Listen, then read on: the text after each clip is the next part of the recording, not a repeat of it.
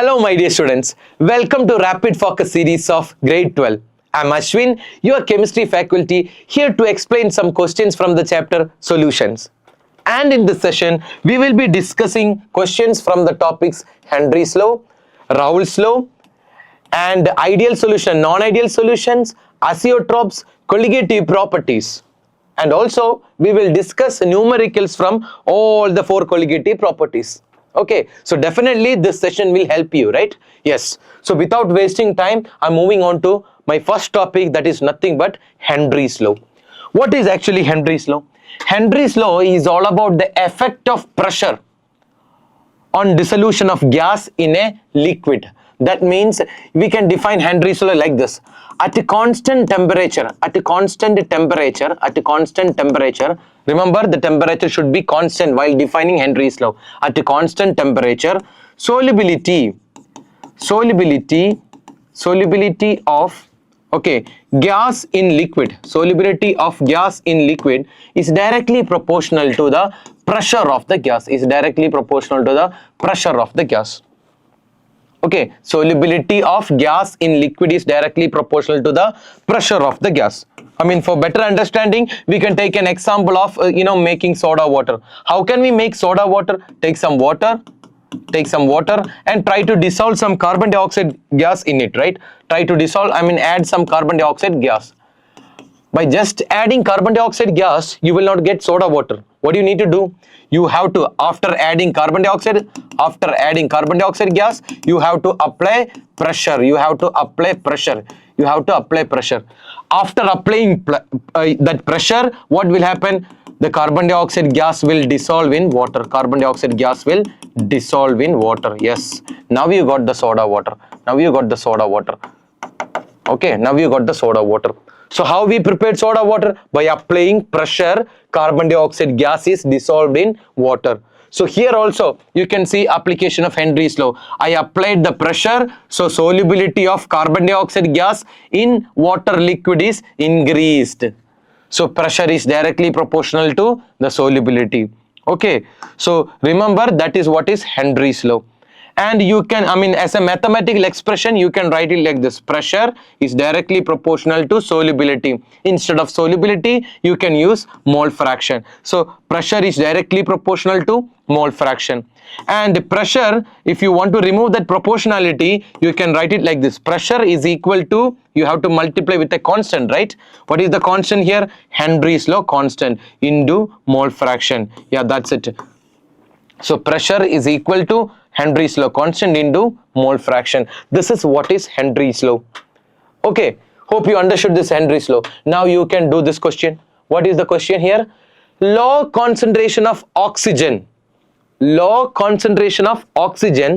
the blood and tissues of people living at high altitudes is due to. That is the question. The people living at high altitudes, they are having only very low concentration of oxygen. What is the reason behind it? What will be the reason? Can we find it using Henry's law? Yes, definitely we can find it. Suppose consider this is a mountain and here is the people who living at high altitude. Yes. And they will be experiencing very low atmospheric pressure. Now you can apply the Henry's law. What is Henry's law? Henry's law is pressure is directly proportional to solubility. Pressure is directly proportional to solubility of gas in liquid. And here you can see, since the people living at high altitudes, they are, having only very low atmospheric pressure. Pressure is very low. Since the pressure is very low here, solubility will be also very low. That means solubility of oxygen in blood will decrease. So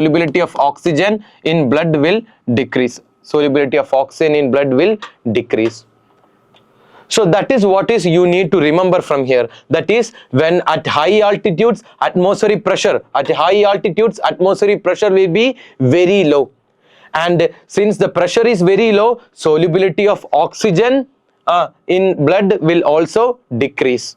That's why they are having very low concentration. Even though they are inhaling the oxygen, that will not dissolve in the blood. Why? Because at high altitudes, atmospheric pressure will be very low. So pressure is low, so solubility is also low. So what is the reason? It is due to high atmospheric pressure? No, no, no, no. Low temperature? No. And what about the C? Low atmospheric pressure? Yeah, that is the correct answer. So low concentration of oxygen in the blood and tissues of people living at high altitude is simply due to low atmospheric pressure. And this is one of the application of Henry's law. And next is Raoult's law. It's Raoult's law. Okay. And what is actually Raoult's law, guys? If you want to study Raoult's law, you have to study the base of the Raoult's law. Otherwise, I can write it like, you know, PA is equal to PA0 into chi A. PB is equal to PB0 into chi B. Yes. Everyone knows this, right? Yes. But if you want to study Henry's law and the application of Henry's law, you should study the base. What is the base of Raoult's law? Yes. Let's see. I'm taking two volatile liquids. Yeah, this is the first liquid. This is our solvent. I'm taking this as a solvent, which is a volatile liquid, and I'm taking another volatile liquid, which is as our solute. So this is our solute, which is our volatile, again a volatile liquid. Okay. And when I mix these two volatile liquids, we will get a solution. Like this. Yes, we will get a solution like this. Okay, we will get a solution like this. In this solution, there will be solute, and also there will be solvent. Also. Okay, and remember one point. Since the solvent is a volatile liquid, what do you mean by volatile liquid? Volatility, it will easily get evaporated. So you can see it can easily form the vapor of that solvent. So since it is volatile liquid, it will form some vapors here. And these vapors will exert some pressure on its surface. And that is what is known as PA0. What is PA0? Can you tell me what is PA0? What is PA0? It is the vapor pressure. It is the partial vapor pressure. Of pure solvent.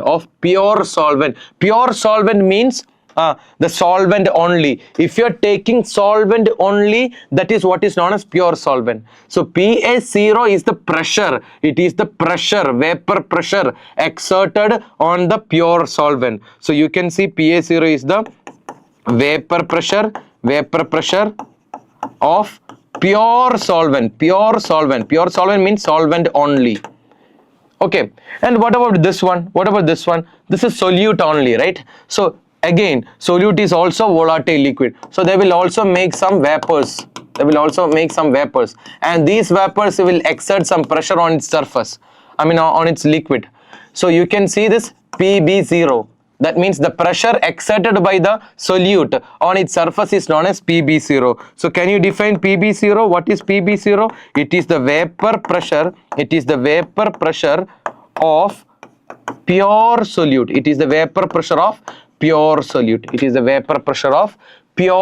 Pure solute means you took the solute only here. You took the solvent only here. If you are taking solute and solvent only, then what is the vapor pressure of solvent? That is what is PA0. What is the vapor pressure of solute? That is what is PB0. Now, when I mixed this, I got a solution, right? The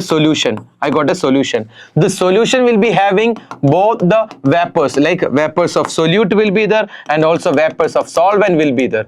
The solvent will exert some pressure on the solution, and that is known as PA. And the solute will exert some pressure, and that is known as PB. So what is PA and PB? Can you tell me what is PA? What is PA? PA is the vapor pressure of solvent in the solution. Okay, PA is the vapor pressure of solvent in the solution. What is the difference between PA and PB? PA and PA0. PA0 is again the vapor pressure of solvent, but when you are taking the solvent only. What is PA? Again, vapor pressure of solvent in the solution, not the solvent only, in the solution. So PA is the vapor pressure. PA is the vapor pressure of solvent, vapor pressure of solvent in the solution. In the solution. Okay, and what is PB, guys? What is PB? PB is, what is PB? PB is the vapor pressure, PB is the vapor pressure of solute, vapor pressure of solute in the solution, So hope you understood the difference between PA and PA0, PB and PB0. When you are taking solvent only, the vapor pressure is PA0. When you are taking solute only, the vapor pressure is PB0. But in a solution, the pressure exerted by solvent is PA, the pressure exerted by the solute is PB. Understood, right? Yes, very good. Now we can move on to the Raoult's law. That is, now you can define the Raoult's law easily. What is Raoult's law? According to Raoult's law, PA will be equal to, or you can say it like this, PA is proportional to chi A. PA is proportional to chi A. How can we remove that proportionality? By multiplying with a constant, right? What is the constant here? PA0. PA0 into chi A. This is the first thing you should know. PA is equal to PA0 into chi A. That means partial pressure of solvent in the solution is equal to partial pressure of pure solvent into mole fraction of that solvent. Similarly, you can write PB will be directly proportional to chi B. So PB is equal to PB0 into chi B. That's it. Simple. So similarly, you can find, using Raoult's law, you can find PA and PB, where PA is the vapor pressure of solvent in the solution and PB is the vapor pressure of solute in the solution. Suppose, guys, if you want to find the total pressure, how can we find the total pressure? P total. I want to find the total pressure. How can we find the P total? You can see in the solution there is a two pressure, PA and PB. So if you want to find the total pressure, add PA and PB. That's it. PA plus PB. P total is equal to PA plus PB. That's it. So this is the things that you should know from Raoult's law. The complete theory is there. Okay, you should study like this. By understanding the concept, you should study. Then only even you can do the numericals also. Okay, so now we can move on to the second question. It is from Raoult's law. 1 mole of liquid A and 2 moles of liquid B make a solution having a total vapor pressure 40 torr. So total vapor pressure is given and number of moles is also given. Right? Number of moles of A is given. Yeah, I can write it like number of moles of A is 1. Right? And what is number of moles of B? Number of moles of B is 2. Okay, and total pressure, P total is already given. What is that? 40 torr. P total is 40 torr. Okay, the vapor pressure of pure A and pure B are, that is also given. Vapor pressure of pure, listen, vapor pressure of pure A and pure B, that means PA0 and PB0, that is given. Vapor pressure of pure solvent, what is that? 45. And vapor pressure of pure solute, what is that? 30 torr. Okay, 30 torr. Okay, and what you need to find? The above solution is an ideal solution, or shows positive deviation, shows negative deviation, or is a maximum boiling azeotrope. What do you think? What will be? Is that an ideal solution or a positive deviation or a negative deviation solution? Let's see. How can we find that? For finding that, you should know, the equation like PA. We have to find the P total. How can we find the P total? P total is equal to PA plus PB. P total is equal to PA plus PB. But we don't know PA and PB. PA and PB is not given in the question. How can we find PA? PA is equal to PA0 into chi A. PA is equal to PA0 into chi A. PA0 is given. What is that? 45. PA0 is given 45 into chi A. Chi A is mole fraction of A. Is mole fraction of A is given in the question? No, it is not given. So we need to find mole fraction of A. How can we find mole fraction of A? Mole fraction of A is equal to number of moles of A divided by number of moles of A plus number of moles of B. So can you substitute? What is number of moles of A? 1 divided by what is number of moles of A plus what is number of moles of B? 2. So the answer will be 1 by 3. The answer will be 1 by 3. Answer will be 1 by 3. Okay, similar. So I'm substituting it here 1 by 3. So 45 by 3. What is that 45 by 3? It is nothing but 15. So you got 15 torr. So partial pressure of A, PA in the solution is 15 torr. We got it as 15 torr. Similarly, by applying the Henry's law, you can find PB also. What is PB, guys? What is PB? PB is equal to PB0 into chi B. PB0 into chi B. So what is PB0? Can you tell me what is PB0? PB0 is 30. So 30 into what is chi B? Chi B? Chi B, it is not given. So you need to find it. How can we find chi B? You can see chi B is equal to number of moles of B divided by number of moles of A plus number of moles of B. What is number of moles of B? Tell me. 2 divided by number of moles of A 1 plus number of moles of B 2. So 2 by 3. Answer is 2 by 3. So you can substitute it here. 2 by 3. Okay, 2 by 3 and 3 and 30 can be cancelled. 10 into 2 20. So the answer is 20 torr. Answer is 20 torr. So you can see, guys, PA we got it as 15 torr and PB is 20 torr. So what will be the P total?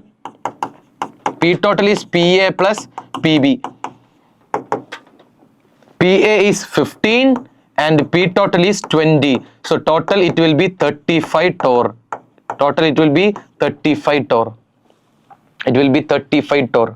So but here you can see there is a problem. What is that problem? In this question, the P total is already given for the solution. The solution is having a P total of 40. But according to Raoult's law, we are expecting that it will be 35 torr. We are expecting that it will be 35 torr. That means the actual pressure is greater than the expected pressure. We are expected that according to Raoult's law, we expected that will be 35. But the actual pressure is 40. So since the actual pressure is greater than the expected means according to Raoult's law. What is ideal solution, guys? What is ideal solutions? Solutions which obey Raoult's law. Solutions which obey Raoult's law is known as ideal solution. So I found this 35 using Raoult's law. So if our total pressure is 35 and the expected pressure is 35, you can say that it was an ideal solution.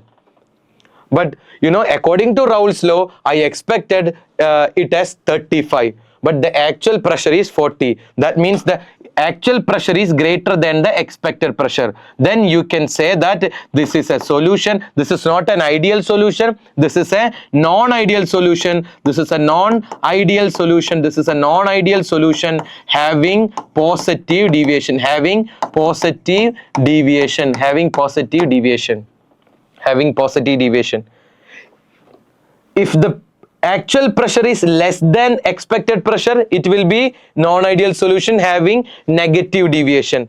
But here the actual pressure is greater than the expected. That's why it is positive. So what is the answer? Is that an ideal solution? No. If it was an ideal solution, the total pressure and expected pressure should be same.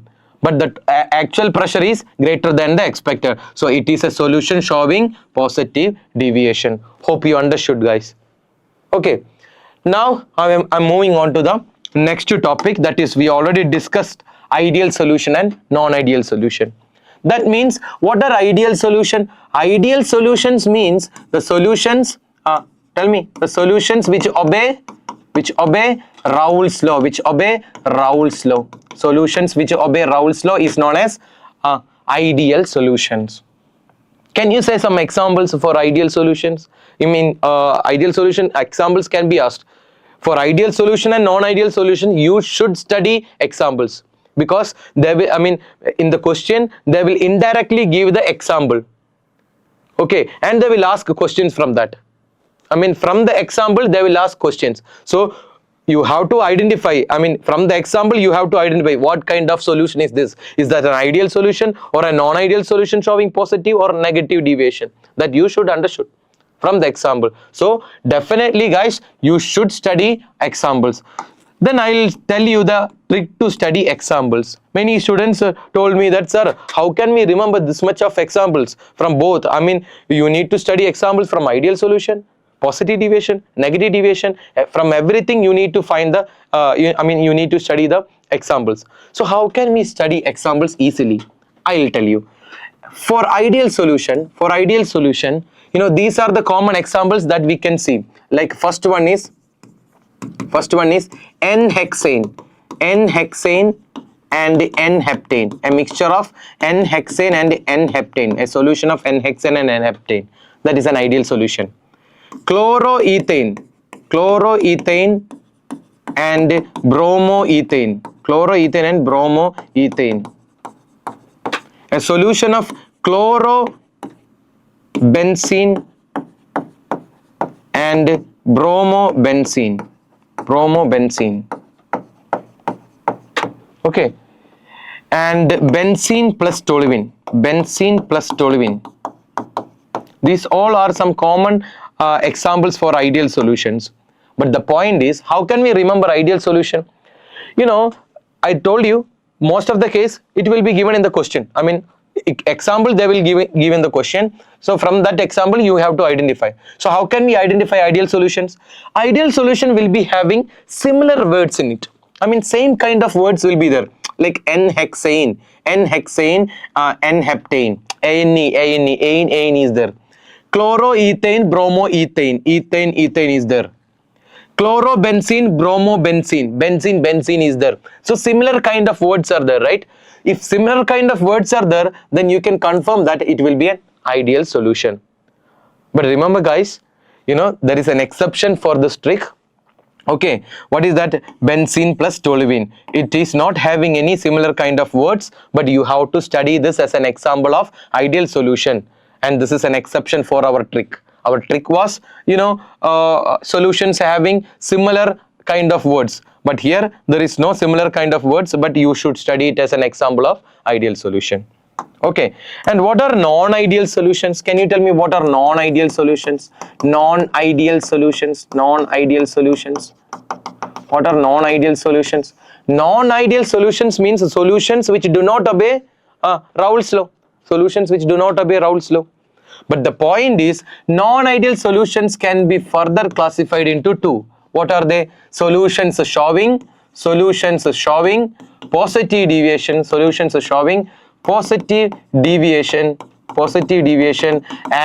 solutions showing negative deviation. Okay, solution showing positive deviation and solution showing negative deviation. I'm not explaining that much because for the next question you need the examples mainly. Okay, so I'm giving you the tricks to find the examples. How can we study the examples of positive deviation? Say for example, one of the example is ethanol plus water. Okay, here for negative deviation, example is HNO3 plus water. HNO3, nitric acid plus water. So many examples are there. So how can we study it easily? What is the trick here? Trick is nothing but, if you are having alcohols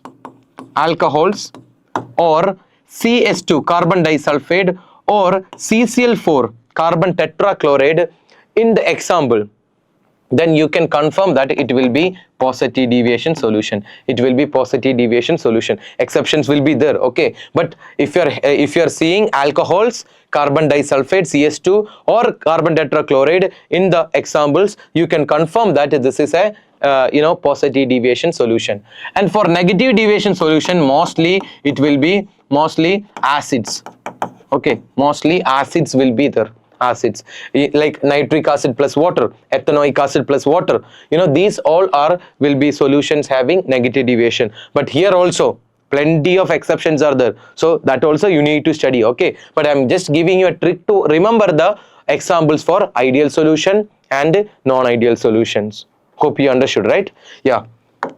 Now you can answer it. I'm not detailing explaining this because we need to do this question. What is the question here? Can you tell me the question? What is the question? Which one of the following pairs will not form an ideal solution? Now it is easy for you. Now it is easy for you. Benzene and toluene. Is that an ideal solution? Yes, it is an ideal solution. It is an ideal solution. But the question is, which one of the following will not form ideal solution? This is forming ideal solution. What about the second one? Nitric acid and water? No, this is not forming ideal solution. Nitric acid and water, acid is there. Remember, acid is there. So it will be negative deviation question. It will be negative deviation. And hexane and heptane, do you remember? Hexane and heptane, ANE, similar terms. Yes, ideal solution. Ethyl chloride and ethyl bromide. Yes, again, ethyl chloride, ethyl is there. So again, it's an ideal solution. So A, C and D, they can form ideal solution. But the question is, which of the following cannot form ideal solution? So answer is B. Answer is B. Nitric acid and water, they cannot form ideal solution. They are non-ideal solution showing negative deviation. Okay, hope you understood. And you have to also study the theory parts of ideal and non-ideal solutions. Okay, that means the properties of ideal solutions you need to study, and also the graphs for positive deviation, negative deviation. These kind of questions can also come. Okay, that also you need to study. Now I am moving on to the next topic, that is nothing but azeotropes. What are actually azeotropes? Azeotropes are actually, they are binary mixtures. They are binary mixtures having same composition in liquid and vapor phase, and boils at, and they will boils at a constant temperature. Or same temperature. Okay, they will boil at a constant temperature or same temperature. Okay, so that is what is azeotropes. Like, say for example, by reading the definition, maybe you will not understand this, but actually we can do it like this. Azeotropes are mainly two types. First one is, minimum boiling azeotropes,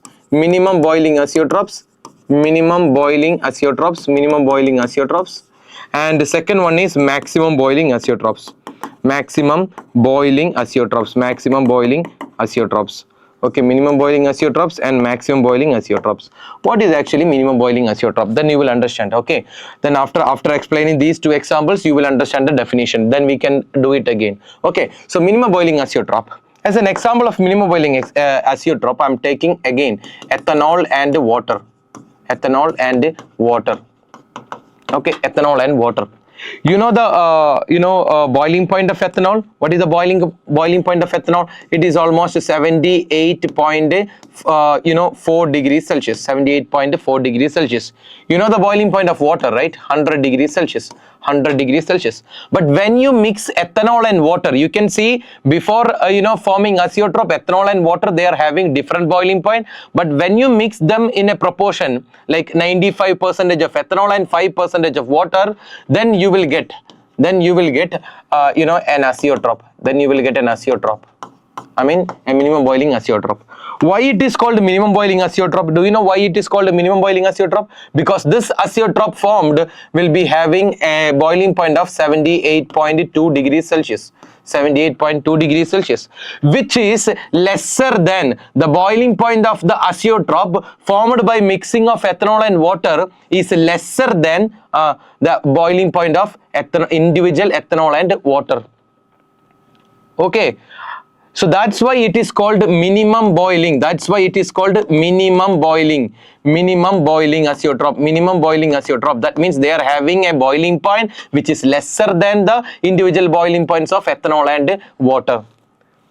So what is actually azeotropes? That means before forming azeotropes, that will be having different boiling point, but after forming azeotrope, both of them, I mean ethanol and water, both of them will boil at 78.2 degrees Celsius. Okay, now you can see that. Now you can see that. Can you read it again? What are azeotropes? Binary mixtures having same composition in liquid state and vapor state and boils at same temperature. That means ethanol and water were having different boiling points, but once they mixed and once they formed azeotrope, both of them will boil at this temperature. Both of them will boil at this temperature. That is what is azeotrope. And why it is called minimum? Why it is called minimum boiling azeotrope? It is simply because of the boiling point of the azeotrope formed is lesser than the individual boiling points of ethanol and water. Okay, hope you understood. Now we can take an example of maximum boiling azeotrope, like nitric acid, HNO3 and water. I'm taking example of HNO3 and water. You know, HNO3 is having 83 degrees Celsius of boiling point and water is 100 degrees Celsius, right? And if you are mixing this, if you are mixing HNO3 and water in a proportion, you will get again an azeotrope. You will get an azeotrope, and this azeotrope will, boil at 120.5 degrees Celsius. At 120.5 degrees Celsius, which is greater than the individual boiling points of nitric acid and water. So that's why it is called maximum boiling azeotropes. That's why it is called maximum boiling azeotrope. Hope you understood. Minimum boiling and maximum boiling azeotrope. Why it is called maximum boiling? Because the azeotrope formed by mixing of nitric acid and water, it is having a boiling point which is greater than the individual boiling points of nitric acid and water. That's why it is called maximum boiling azeotrope. That's why it is called maximum boiling azeotropes. Okay, so both minimum boiling azeotropes and maximum boiling azeotropes, you can see, minimum boiling azeotropes are formed by what type of solution is this? Ethanol and water. We just studied ethanol and water is an example of solution showing positive deviation. So solutions showing positive deviation will form minimum boiling azeotropes. Similarly, solution showing negative deviation will form maximum boiling azeotropes. You can see nitric acid and water. We studied this nitric acid and water as an example of solution showing negative deviation. So solutions showing negative deviation will form maximum boiling azeotrope, and solution showing positive deviation will form minimum boiling azeotrope. So you don't need to study the examples of maximum and minimum boiling azeotropes separately. If you study the examples of positive deviation and negative deviation, yeah, that you can apply as an example of minimum boiling and maximum boiling azeotropes. Okay, so these are the concepts related to azeotropes. Now you can do this question. What is the question? An azeotropic mixture of two liquids having a boiling point higher than either of the two liquids when it. So you can see that an azeotropic mixture of two liquids has a boiling point higher than. That means azeotrope is having a boiling point higher than the individual liquids. You can see what case is this? Azeotrope is having a boiling point higher than the individual boiling point. Then what type of azeotrope is this? Minimum boiling azeotropes. Now you can answer it. When it is shows large negative deviation from Raoult's law, shows no deviation from Raoult's law, shows large positive deviation from Raoult's law, and obeys Raoult's law. What do you think? We understood that it is a maximum boiling azeotrope because the azeotrope is having boiling point greater than the individual boiling point. So it is a maximum boiling azeotrope, but there is no option like maximum boiling azeotrope. So you can say that maximum boiling azeotropes are formed by solution showing negative deviation. Is there any option like that? Shows large negative deviation from Raoult's law. Yeah, that's it. Option A is the correct answer. Option A is the correct answer.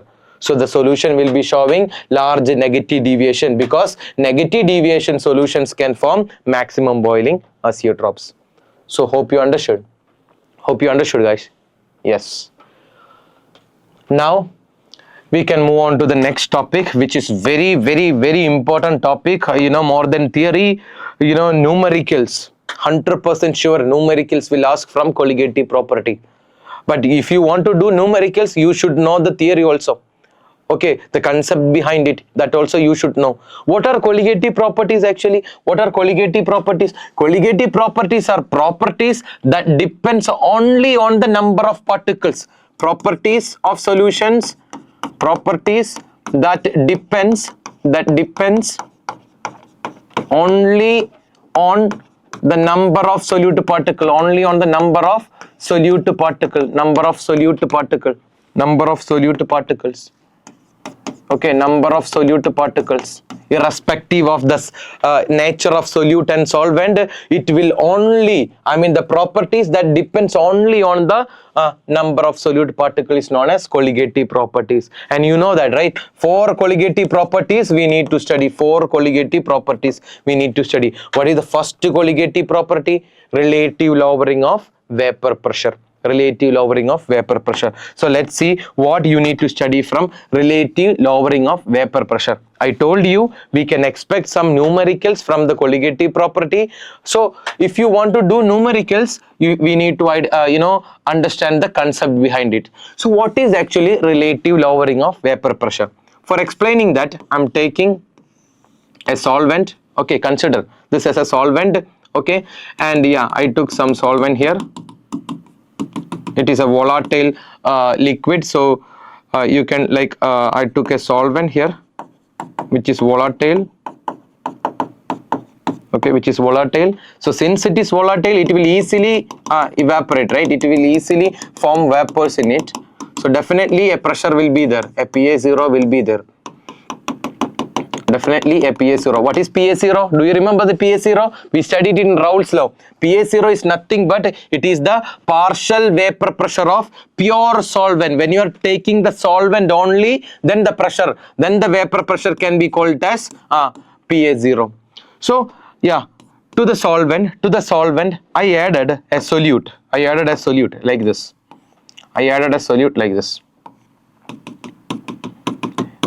Okay, I added a solute like this, and the solute is a non-volatile solute. I added a solute like non-volatile solute. I added as non-volatile, so no pressure will be there. Okay, when you mix these two, you will get a solution, right? Definitely you will get a solution. Both the solvent and the solute will be there. But what happened to the pressure? What happened to the pressure of the solvent? That is the question. So here you can see in the solution, yeah, of course, on the surface of the solution, solvent particle will be there.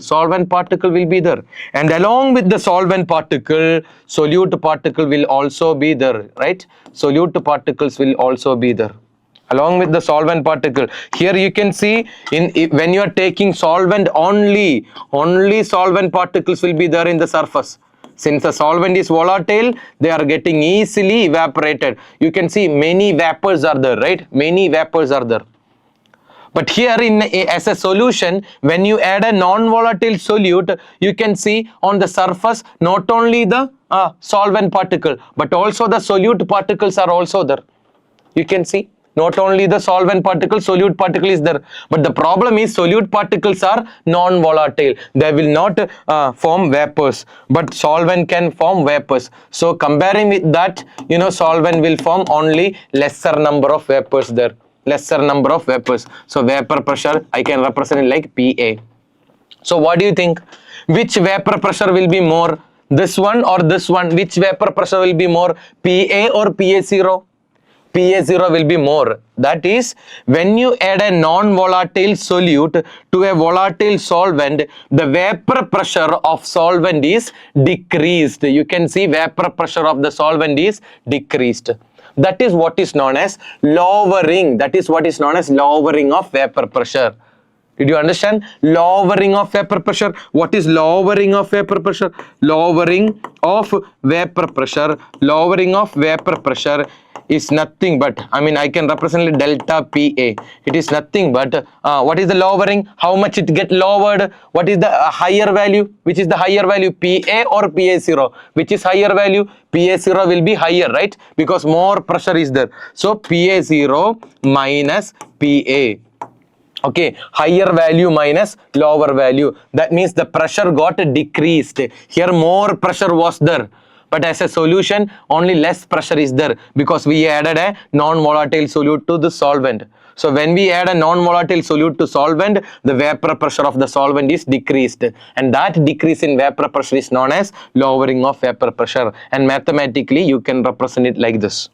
And in this chapter, in this relative lowering of vapor pressure, you can, that the colligative property is not lowering, it is relative lowering, right? It is relative lowering. So I'm going to relate it, PA divided by PA0. PA divided by PA0, that is relative lowering, is equal to, I'm not deriving everything because we need to do questions. So yeah.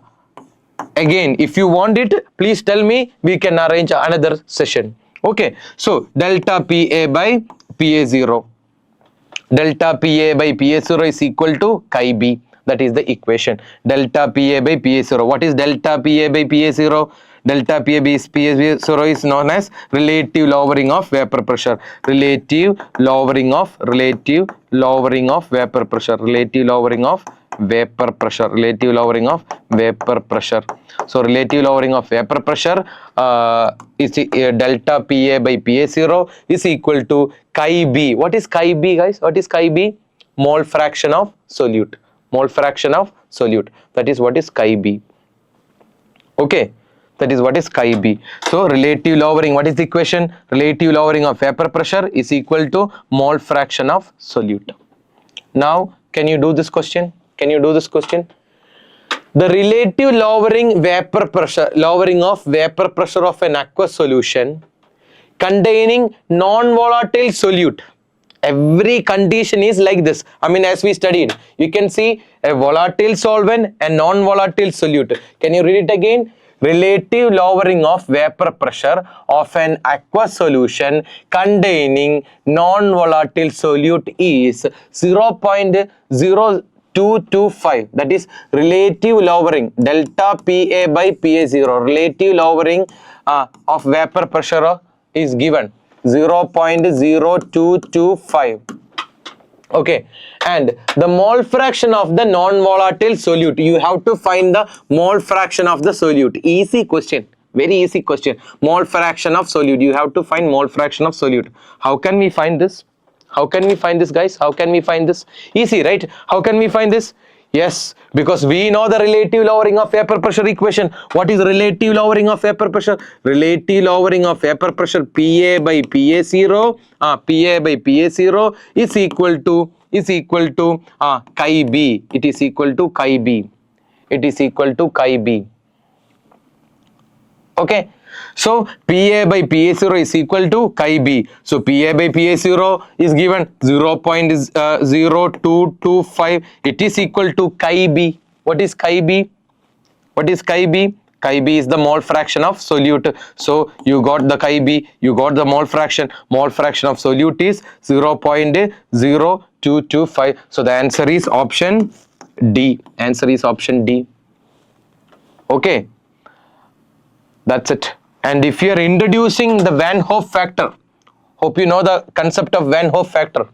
What is Van Hoff factor? If you know the Van Hoff factor, then you can write the relative lowering of vapor pressure like this. Study it like this, okay? Relative lowering of vapor pressure. Relative lowering of vapor pressure. Delta PA divided by PA0 is equal to I into chi B. This is the equation you need to study, where I is the Van Hoff factor.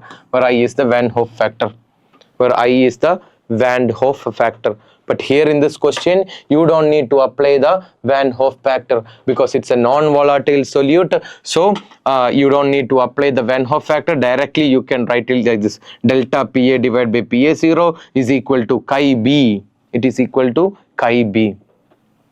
Okay, so nothing is really, given, to do with Van Hoff factor. So you can take Van Hoff factor I equal to 1, no issue. So delta Pa by Pa0 is equal to chi B.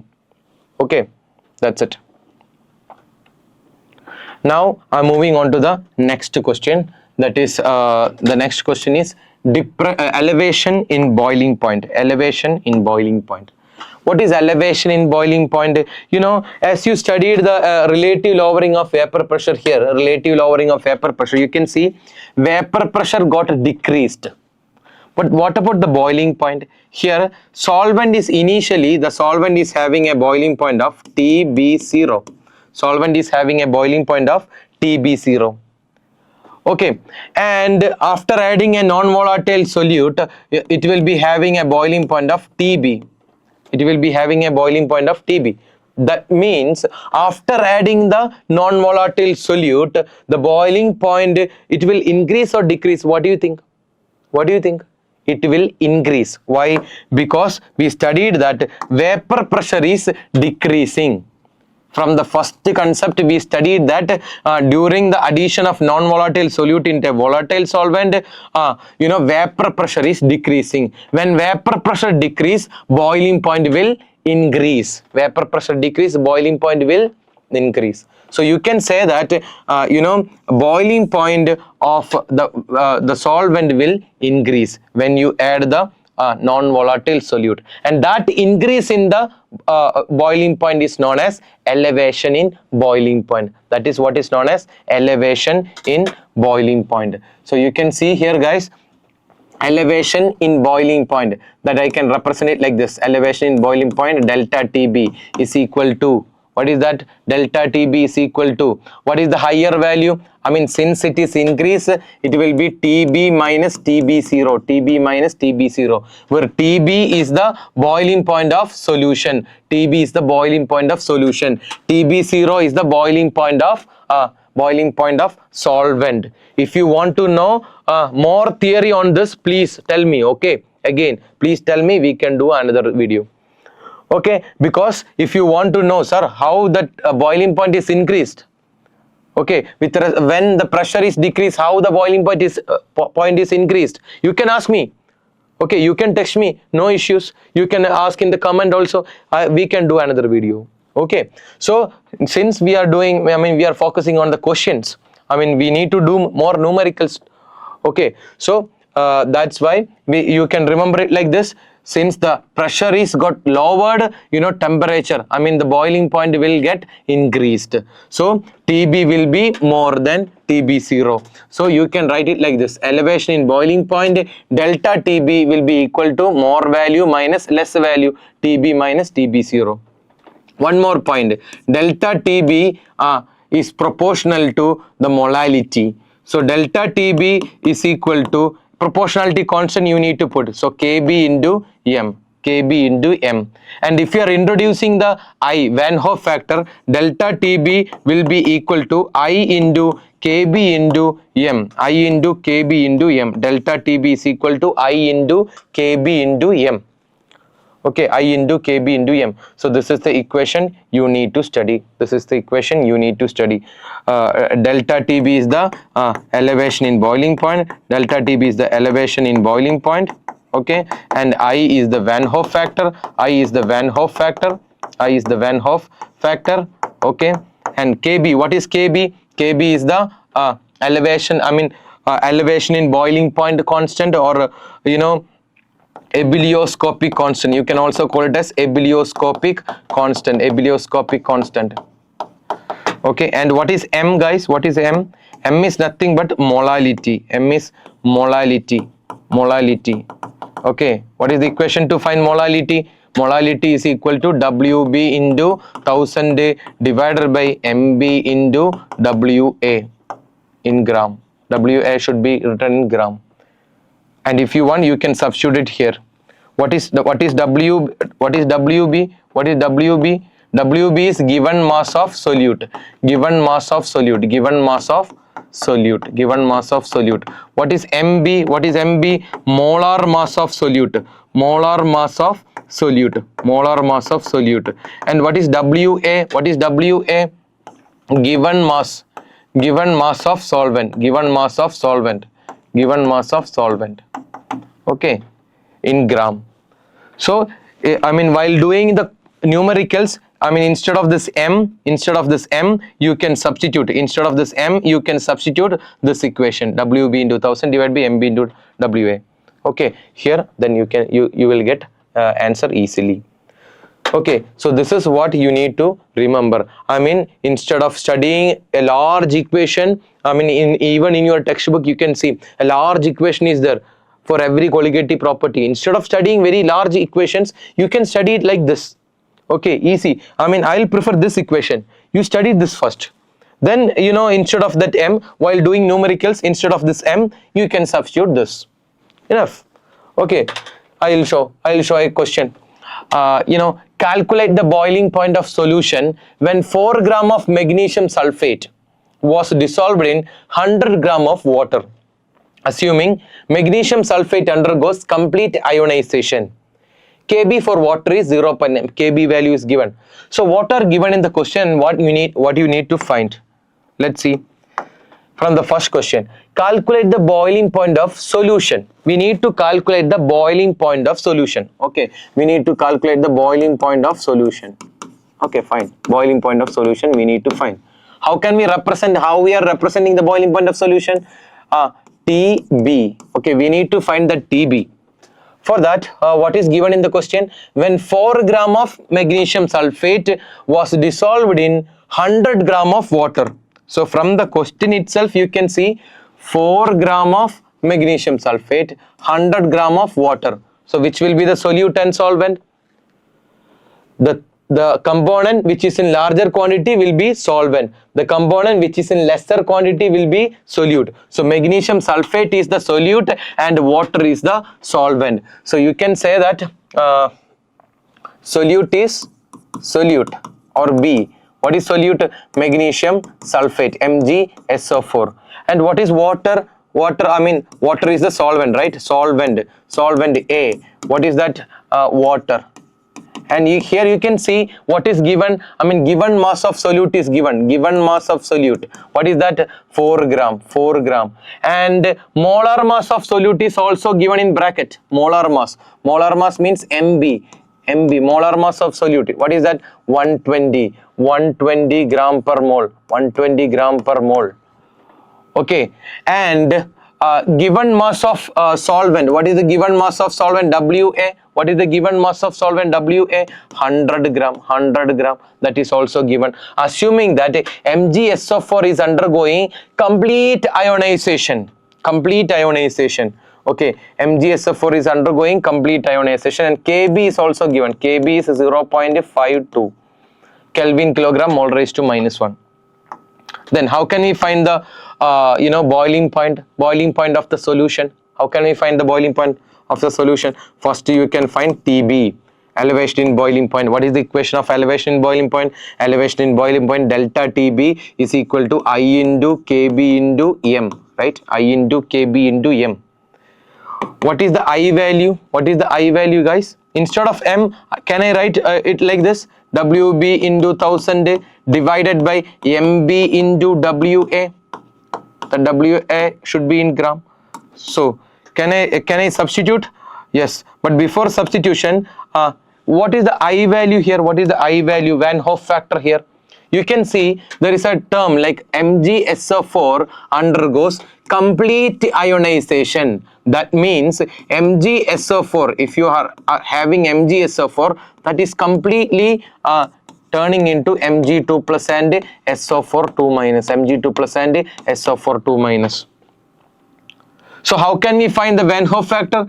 Always remember, Van Hoff factor is after divided by before, after divided by before, after divided by before. What do you mean by after divided by before? After divided by before means the number of particles, or the number of moles after dissociation or ionization divided by number of moles before association. What is the number of moles after 1 plus 1? So 2 divided by before. What is that before? Before how many moles of MgSO4 is there? Only 1. So 1. So 2 by 1. So the answer is 2. So we got Van Hoff factor 2.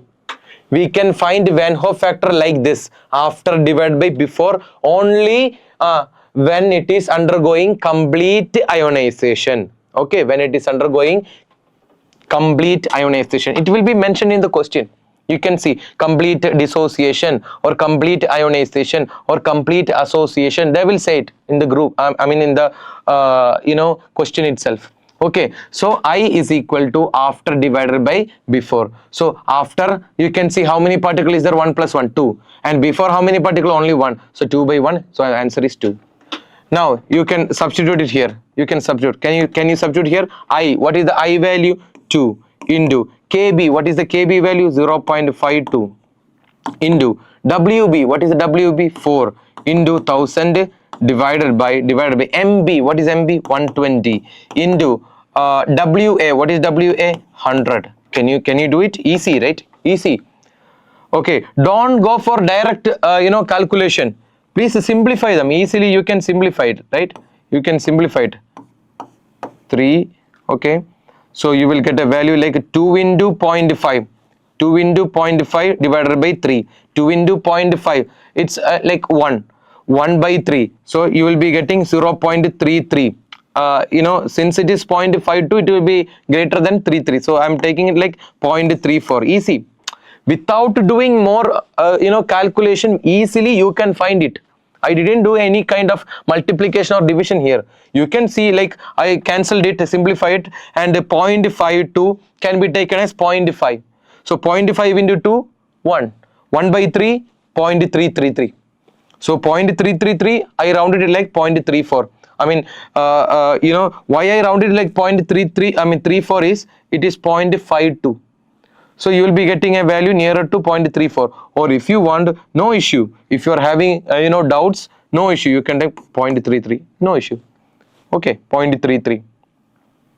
Okay, then by rounding it. Okay, it is not the exact value. It will not be the exact value, but it's okay, fine. Okay, after rounding the 0.52 into 0.5, you will get a 0.33. Now this is delta TB, that is elevation in boiling point. Elevation in boiling point. Elevation in boiling point. Then what is the question? You have to find the boiling point of solution. But we studied that elevation in boiling point is TB minus TB0. TB minus TB0, that is boiling point of solution minus boiling point of solvent. Here you can see that elevation in boiling point is equal to boiling point of solution minus boiling point of pure solvent. So here you can see that TB, we need to find TB. So what is TB? TB is equal to, you can take this into this side. So delta TB plus TB0. So what is delta TB? We got 0.33. What is TB0? What is TB0? TB0 means boiling point of pure solvent. Boiling point of pure solvent. What is the solvent here? Water. What is the boiling point of water? Pure water. What is the boiling? It will not be given in the question, but we know that, right? We know that. Boiling point of water is simple, right? It is 100 degrees Celsius. If you are converting it into Kelvin, it will be 373.15 Kelvin.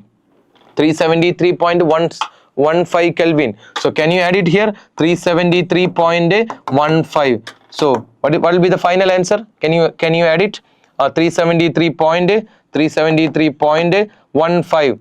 33 plus 10, 43. 43 plus 5, it will be 48, right? 48 Kelvin. That's it. Simple. Finished. So this is a numerical that you can expect from elevation in boiling point. Here we applied the concept of Van Hoff factor, but since it is completely ionized, you can find the Van Hoff factor like this. So Van Hoff factor is 2. Okay, so I substituted here. Okay, and everything is given. then you can substitute it and you can find the elevation in boiling point. Using the elevation in boiling point equation, I found the boiling point of the solution. That's it. Okay. So the next one, it is nothing but a depression in freezing point. Depression in freezing point. What is depression in freezing point? Just like, you know, elevation in boiling point. I mean, we said that since the pressure, I mean, everything is related to you know, relative lowering of vapor pressure. You can see here, in relative lowering of vapor pressure is decreasing. I told you, since the vapor pressure is decreasing, boiling point increased. And that increase in boiling point is known as elevation in boiling point. Comparing with the solvent, okay, comparing with the boiling point of solvent solution, I mean, now after adding a non-volatile solute, the boiling point is increased. That is what is elevation in boiling point. So what will be depression in freezing point? Depression means it's nothing like, you can see here, there will be a freezing point. For a pure solvent, freezing point can be written as TF0. Okay, but since the vapor pressure is decreasing, the freezing point will also decrease. Like, you know, it will be TF. This is a freezing point of solution. I mean, after adding a solute, what is the freezing point? That is what is TF. And this is freezing point of pure solvent. This 0 is indicating that pure solvent. Okay. So this is the freezing point. Like if it was -5, initially it was -5, now it is -3, like that. That means freezing point is decreasing. Freezing point is decreasing. Okay, sorry. Initially if it is 0, now it is, I mean, you can take it like this. Initially, suppose consider, initially the solvent is having a freezing point of 0 degrees Celsius. But now it is having -2 degrees Celsius or -3 degrees Celsius. Now you can see that freezing point is decreasing, right? Freezing point is decreasing. Okay, so what happened to the freezing point? How can we represent that? Depression. I mean, the decrease in the freezing point is known as depression in freezing point. Depression in freezing point. When you are adding a non-volatile solute to a solvent, the freezing point of the solvent is decreased. Say, for example, you can write it like this: depression in freezing point, delta TF. The change in freezing point or depression in the freezing point, it is equal to what is the higher value, TF0 or TF? What do you think? Higher value, TF0 or TF? What is the higher value? Since the value is decreased, this will be the higher value. So TF0 minus TF. TF0 minus TF. So you can write it like TF0 minus TF. So delta TF or depression in freezing point is equal to TF0 minus TF. TF0 minus TF. Okay, TF0 minus TF. So that is the first equation. And the second equation you need to study is delta TF. Delta TF is equal to I into KF into M. That means, again, just like the elevation in boiling point, delta TF will be also proportional to molality. But if you want to remove that molality, I mean the proportionality, what you need to do? We need to multiply with a constant, right? Yeah, that is the constant KF into M. And if you are introducing the Van Hoff factor, I will be there. So this is the equation you need to study. So tell me the terms. Delta TF. What is delta TF? Depression in freezing point. Depression in freezing point. Depression in freezing point. Depression in freezing point. What is I, guys? What is I? Van Hoff factor. Van Hoff factor. I is Van Hoff factor. Okay, what is KF? Tell me, what is KF? KF is cryoscopic constant. Cryoscopic constant. Cryoscopic constant. And what is M? Again, the molality. Molality. And you can substitute while doing the numericals, you can substitute the M with WB into 1000 divided by MB into WA. That we discussed the terms already in the previous case. So this M can be represented like this. Okay, that's it. So these are the two equations you need for doing the numericals. So now can you do this numerical? 0.3 gram. I mean, it's a very very good numerical. I mean, most of the students, they are feeling difficulty while doing these kind of questions, mainly related to you can see percentage of association. Percentage of association. There is a relationship between degree of association and Van Hoff factor, degree of dissociation and Van Hoff factor. You know that? I'll tell you. Okay, so if you want to know the relationship between degree of dissociation and Van Hoff factor, it is like this. Degree of dissociation and Van Hoff factor is like this. It is I minus 1 divided by n minus 1. And if you want the relation between degree of association and Van Hoff factor, it will be I minus 1 divided by 1 by n minus 1. So these two are the relations you need to study if you want to do numericals related to degree of association or degree of dissociation. So here you can see it's a question related to percentage of association or degree of association. So let's read the question. 0.3 gram of acetic acid, 0.3 gram of acetic acid dissolved in 30 gram of benzene. So from this it is clear that the component which is in larger amount will be solvent. So 30 gram benzene, that will be the solvent. 0.3 gram acetic acid, that will be the solute. So you can identify the solute and solvent here. Solute is acetic acid, solute is acetic acid, and solvent is benzene. And what are given in this question? Yeah, 0.3 gram of acetic acid, that is given mass of solute is 0.3. Okay, then molar mass of solute is also given in bracket. Molar mass of acetic acid is 60 gram per mole. And 30 gram of benzene, that is given mass of solvent is 30 gram. Given mass of solvent is 30 gram. Shows a depression in freezing point, that is depression in freezing point. Delta TF is equal to 0.45 degrees Celsius. That is also given. Okay, so before reading the remaining question, can I ask you a question? Here, do you need actually, the conversion of degree to Kelvin here? No. Why? Because here you can see it's not a temperature, it is temperature difference. Since it is a temperature difference, you don't need to convert it from degrees Celsius to Kelvin. You don't need convert it from degrees Celsius to Kelvin. Okay, so because if you are finding the temperature difference even in degrees Celsius or in Kelvin, it will be same. So since it is temperature difference, like in the question if they are giving elevation in boiling point or depression in freezing point, they are temperature difference. You don't need to convert the degree to Kelvin or Kelvin to degree. Okay, because difference will be always the same in degrees Celsius and in Kelvin. Okay, that's it. So then calculate the percentage association of acid if it forms a dimer in the solution. Given Kf of the benzene is given, what is that? 5.12 Kelvin kilogram mole raised to -1. Okay, then how can we find this? Calculate the percentage. If you want to find percentage association, it is a degree of association into 100. Degree of association into 100. And if you want to find a degree of association, it is equal to I minus 1 divided by 1 by n minus 1. I minus 1 divided by 1 by n minus 1, because this is the question, percentage of association. If you want to find percentage of association, you have to do degree of association into 100. So you have to find degree of association. How can we find degree of association? I minus 1 divided by 1 by n minus 1, that we already studied. Okay, degree of association and I, the relation.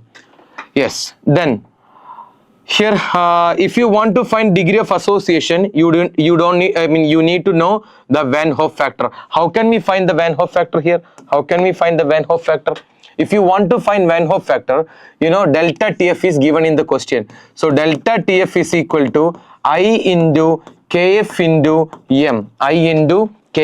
m.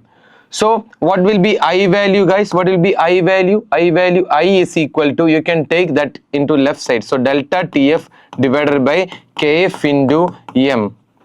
You can substitute the values. Delta TF is equal to I is equal to delta TF. What is delta TF value?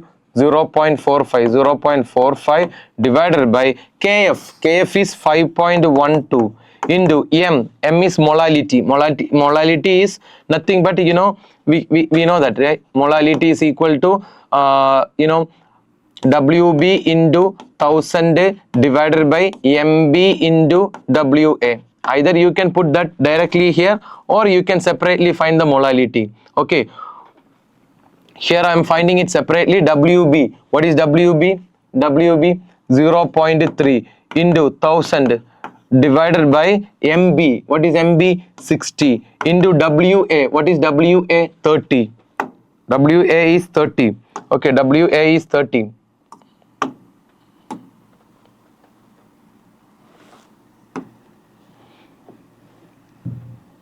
Okay, so 30. So you can easily cancel this. And 10 into 0.3. 0.3 into 10 is 3. 3 and 3 can be cancelled. So it will be 1 by 6. 1 by 6, 0.16 something. Right? Yeah. So 0.16 I'm substituting. If you are doing this, you will get 0.527. 0.527. Now you got the I value. Substitute it here. 0.527 minus 1 divided by 1 by n. What is 1 by n? 1 by n. What is this n? N, I'll tell you. Listen. You know, this n is nothing but, you know, in case of dissociation, n is the number of particles after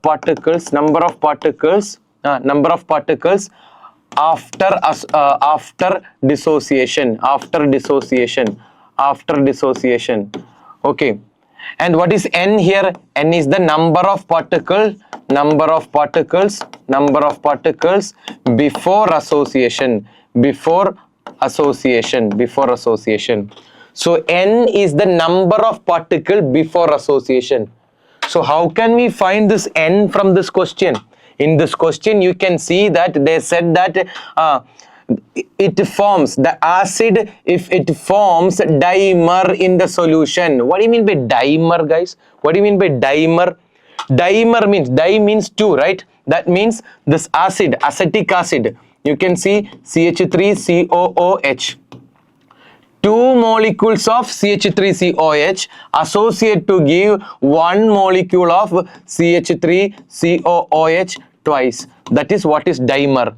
2 turns into 1. That is what is dimer. So what will be trimer? Trimer means 3 molecules combine to form 1 molecule. Okay, 3 particles combine to form 1 particle. That is what is trimer. So dimer means 2 particles combine to form 1 particle. So now you can say, since in the question they said that acetic acid is forming dimer, you can say that 2 acetic acid particle will combine to form 1 acetic acid particle. So what is n? N, what is n? Here you can see what is n. N is the number of particle before association. What is the number of particle before association? 2. So you can substitute here 1 by 2 minus 1. So can you do it? Can you do it? 0.527 minus 1. 0.527 minus 1 divided by 1 by 2. 1 by 2 is 0.5. 0.5 minus 1. So minus 0.5. If you are doing this, you will get 0.94. 0.94. You will get 0.94. So degree of association is 0.94. And how can we find the percentage of association? How can we find the percentage of association?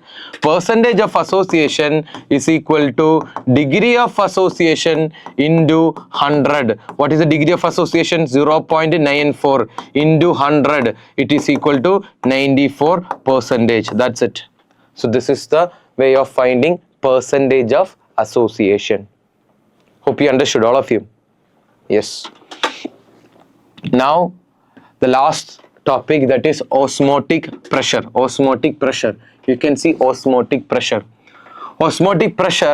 I'm not explaining the theory, but I'm just giving you the equation to do the numericals. Like osmotic pressure pi is directly proportional to the concentration or the molarity. Okay, the C is concentration and nothing but mole per liter, that is molarity. Okay, so pi is equal to I into C into RT. That is what is the equation you need to study. Okay, pi is equal to ICRT. And C, I told you C is molarity. So you can write it in this way also. I equal to C, molarity. What is molarity, guys? What is molarity? Molarity. Molarity is nothing but it is the number of moles of solute divided by volume. So this molarity can be replaced like number of moles of solute by volume into R into T. Okay, then pi is equal to I into number of moles can be written as given mass divided by molar mass. Okay, into V is already there, 1 by V into RT. So I can write it like RT by V, that's it. Okay, so this is enough to do the next question. What is the terms here? Pi is the osmotic pressure. Pi is the osmotic pressure. Okay, and what is I? I is the Van Hoff factor. I is the Van Hoff factor. Okay, and what is WB? WB is the given mass of solute. And what is MB? MB is the molar mass of solute. Okay, and R, what is R? Universal gas constant. And what is T? T is the temperature. And what is V? Volume. That's it. Okay, these are the terms, and using this you can do the last question. That is, you can see here, determine the osmotic pressure of a solution prepared by dissolving 2.32 into 10 raised to minus 2 gram of K2SO4 in 2 liter of solution at 25 degrees Celsius, assuming that K2SO4 is completely associated and R value is given, molar mass is given. Easy question. You have to find the osmotic pressure, right? So what is the equation to find osmotic pressure? Pi is equal to I into C into RT. Okay, and pi is equal to I into C can be written as, I told you, C can be written as number of moles of solute divided by volume into RT. And pi is equal to I into number of moles can be written as given mass divided by molar mass into RT by V. Okay, so the same, I mean, instead of studying the final equation, I'll prefer to study this equation. You please study this equation because it is easy to study, and from this equation you can derive it. Okay, from this equation you can derive it like this. Then you can substitute all the values what is given in the question, or determine the osmotic pressure of the solution prepared by dissolving 2.32 into 10 raised to minus 2 gram K2SO4. So K2SO4 is the solute. So WB is given. What is WB?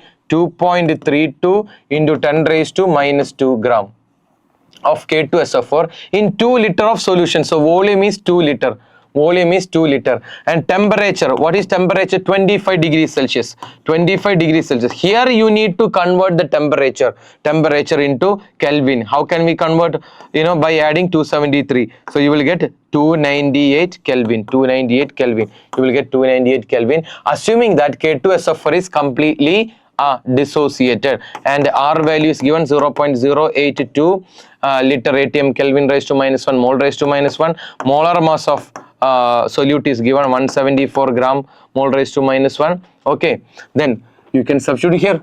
Pi is equal to I. What is I? You can see that in the question they mentioned that it is completely dissociating.